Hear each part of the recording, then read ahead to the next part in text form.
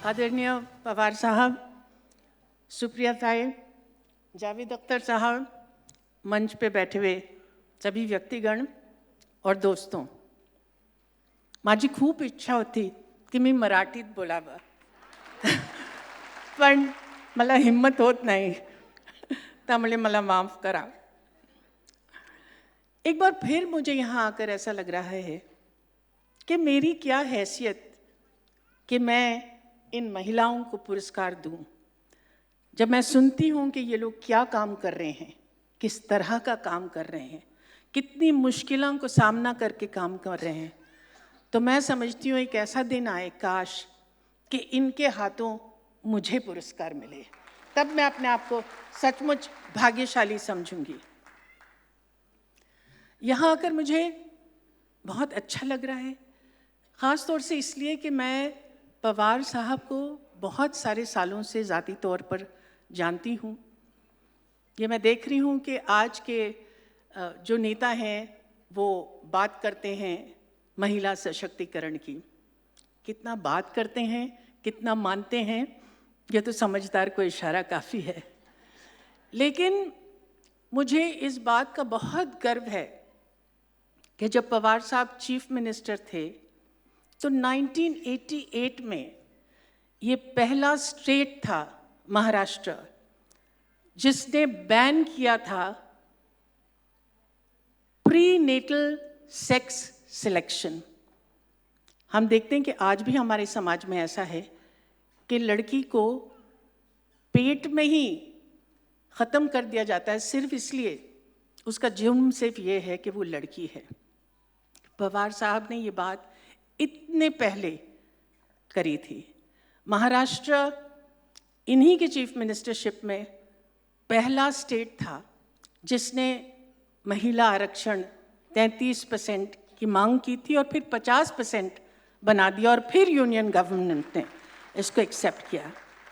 मैं ये ज़ाती तौर पर जानती हूँ कि जब विमेंस पॉलिसी बन रही थी महाराष्ट्र में तो 40 अलग अलग NGOs को आपने बुलाया था कि वो अपना जो एक्सपीरियंस है और अपनी जो बातें हैं वो रखें। ये नहीं, इन्होंने ये नहीं किया कि ब्यूरोक्रेट्स को बुलाया और उनसे पूछा, जो NGOs हैं जो महिलाएं काम कर रही हैं उनको बुलाया। और देखिए मुझे अभी भी गूस फ्लैश होता है कि उसमें 18 मीटिंग्स हुई थी जिसमें मैं मौजूद थी और 18 मीटिंग्स में पवार साहब 16 मीटिंग्स में खुद ज़ाती तौर पर मौजूद थे। अब आप सोचिए किस चीफ मिनिस्टर के पास इतना काम है कि वो ऐसा करें। तो आज जब आप लोग यहाँ हैं तो मुझे मालूम है कि आप लोग जानते हैं कि पवार साहब कैसे लीडर हैं, लेकिन मैं इस बात को बताना चाहती हूँ कि महिला सशक्तिकरण क्या अहमियत रखती है हमारे समाज में, ये ज़ाती तौर पे इन्होंने आज से बहुत पहले ये कार्य शुरू किया था। तो मैं सही तौर पर आपका बहुत बहुत धन्यवाद करती हूँ पवार साहब। मेरा जो रिश्ता है महिला सशक्तिकरण पर वो जब मैं बहुत छोटी थी तभी शुरू हो गया था। शायद आप लोग कोई जानते होंगे आप में से कि मेरे पिताजी कैफ़ी आज़मी साहब एक प्रोग्रेसिव राइटर थे और आज से 70 साल पहले जब ये माना जाता था कि औरत का सिर्फ इतना काम है कि वो घर में बैठे चूल्हा जलाए और बच्चों का ख्याल रखे और मर्द है वो बाहर जाके काम करे, उस ज़माने में कैफ़ी साहब ने एक नज़्म लिखी थी औरत। वो नज़्म ऐसी थी जो वो कहती थी कि नहीं तू मेरे साथ चल, तुझे मेरे साथ चलना है। और वो नज़्म आज से 70 साल पहले ये कहती थी कि जन्नत जो स्वर्ग है वो सिर्फ मर्द के कदमों में नहीं है, उसकी आज़ाद रविश पर भी मचलना है तुझे। तो वो शेर थोड़ा मुश्किल उर्दू में है लेकिन मैं फिर भी चाहूँगी कि आपके सामने कहूँ। जिंदगी जहद में है सब्र के काबू में नहीं, नब्ज़े हस्ती का लहू कांपते आंसू में नहीं, उड़ने खुलने में है निखत ख़मे गेसू में नहीं, जन्नत एक और है जो मर्द के पहलू में नहीं, उसकी आज़ाद रविश पर भी मचलना है तुझे, उठ मेरी जान मेरे साथ ही चलना है तुझे। तो आप सोचिए, जिस सोच विचार के मेरे पिताजी थे, उसी की वजह से मैं तो इस बात को टेकन फॉर ग्रांटेड लेती थी कि महिला सशक्तिकरण तो हमारे घर में था। मैं देखती थी कि मेरे माँ और पिताजी का जिस तरह का रिश्ता था ऐसे ही होता है। लेकिन मैं शायद 19 साल की हो गई तब मुझे पहली बार ये पता चला कि जिस चीज़ को मैं टेकन फॉर ग्रांटेड लेती हूँ, जिसको मैं समझती हूँ कि समाज तो ऐसे ही है, तब मुझे पता चला कि ऐसा नहीं है। तो आप सोचिए कि मैं किस तरह के माहौल से आई और फिर ही मेरी आंखें किस तरह से खुली। फिर मैंने अपने पिताजी के साथ काम किया।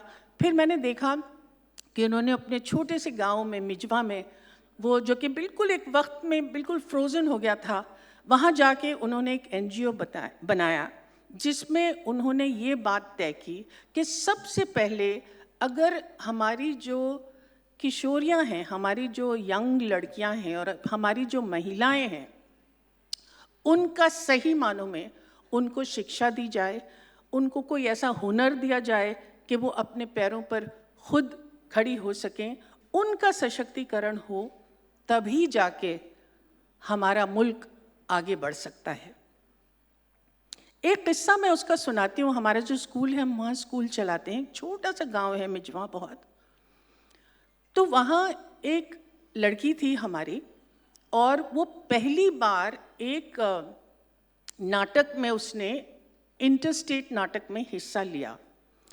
जयपुर गई अपने, वो लोग ये जो है उन्होंने नाटक खुद ही लिखा था अपने वाइस प्रिंसिपल के हेल्प के साथ, जो कि दहेज के खिलाफ था, और उनको अवार्ड मिल गया। अब वो 15 साल की लड़की वापस आई और उसने अपनी प्रिंसिपल से कहा कि देखिए, आप असेंबली बुलाइए, अपनी टीचर्स को बुलाइए, अपने स्टूडेंट्स को बुलाइए, मैं बात करना चाहती हूँ। ये उस ज़माने की बात है जबकि 12 साल की उम्र में लड़कियाँ सिंदूर लगा के हमारे स्कूल में आ जाती थीं और उनकी शादी हो जाती थी। और हमने बहुत कोशिश की थी कि ये हम किसी तरह से ख़त्म करें, मगर ये बरसा बरस की एक रियात है तो नहीं ख़त्म होती थी। तो ये लड़की ने कहा कि देखिए, मुझे जो ये पुरस्कार मिला है, ये पुरस्कार सिर्फ मेरी शान में नहीं मिला है, ये पुरस्कार मेरा पासपोर्ट है आज़ादी का। इस पुरस्कार के बुनियाद पे मैं अपने माँ बाप को दिखाऊंगी कि देखिए, मैंने आपको दिखा दिया कि मैं कुछ काबिल हुई हूँ। इसकी बुनियाद पर आपको मेरी बात माननी होगी कि मैं 18 साल से पहले शादी नहीं करूँगी, और उसके बाद ही जब अपने पैरों पर खुद खड़ी हो जाऊँ तब करूँगी। और अगर हमारे गांव में किसी भी लड़की को 18 साल से पहले उसकी अगर शादी पे ज़बरदस्ती की जाती है, तो हम पूरा स्कूल, अपनी टीचर्स और अपनी प्रिंसिपल को जाके वहाँ धरना देंगे और देखेंगे कि कोई भी महिला ऐसा नहीं कर पाए अपनी बच्चों के साथ। और तो आज सिर्फ मिजबा ही नहीं, उसके आसपास 100 गांव में किसी भी लड़की की शादी 18 साल से पहले नहीं होती। तो ये तो एक लड़की है। आप सोचिए, अगर एक लड़की का इस तरह से दिमाग बदले, तो हमारे बीच जो महिलाएं हैं, जो इतना काम कर रहे हैं, जिसकी वजह से इतनी तब्दीली आ रही है, तो आप सोचिए, सिर्फ आज के लिए बदलाव नहीं ला रहे हैं, वो बदलाव ला रहे हैं कल के लिए, कल की सोच के लिए। और जब कल की सोच आज की सोच से जाके मिलेगी, तो आप सोचिए परसों क्या होगा। तो सही मानों में हम जो कहते हैं, ये समाज आगे सिर्फ तब बढ़ सकता है जबकि हम औरत और मर्द को बराबरी का हिस्सा दें। आज की महिला क्या कह रही है? वो ये कह रही है कि देखिए, बहुत हो गया कि हर मसले का हल सिर्फ पुरुष के दिमाग से माना जाता है। हम पुरुष से अलग सोचते हैं। ये नहीं कह रही हैं कि हम बेहतर सोचते हैं या हम कमतर सोचते हैं, हम अलग सोचते हैं। और वो अलग सोचने के ढंग को आपको मौका देना पड़ेगा कि चाहे वो इन्वायरमेंट हो, पर्यावरण हो, चाहे वो पॉलिटिक्स हो, चाहे वो आर्ट्स हो, चाहे वो साइंस हो, वो अलग सोचने के तरीके को आप एक आदर से एक जगह दें और तभी ये दुनिया सही मानों में प्रगति कर सकती है। तो एक बार फिर से आप सब लोगों को नमन, पवार साहब को नमन, और मैं उम्मीद करती हूँ कि हमारी जो दुनिया है वो बदलने वाली है। मैं चाहती हूँ कि आप सब लोग मेरे साथ एक नारा लगाएं। नारा लगाने के लिए तैयार हैं? अच्छा, तो फिर सीधा हाथ ऊपर करिए, सीधा हाथ, सबका हाथ सीधा होना चाहिए, ठीक है? मैं कहूँगी कमाने वाला, आप लोग बोलेंगे खाएगा। क्या बोलेंगे? नहीं, इतना धीरे से खाएगा बोलेंगे तो कोई भी नहीं खा पाएगा। तो मैं बोलूंगी कमाने वाला, आप लोग बोलेंगे खाएगा।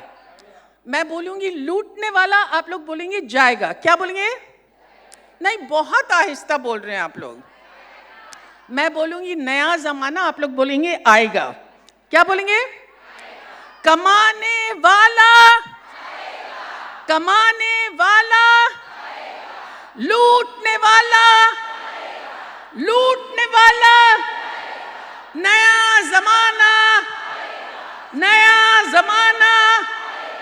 और इस नया जमाने में औरत और मर्द बिल्कुल बराबर होंगे। धन्यवाद।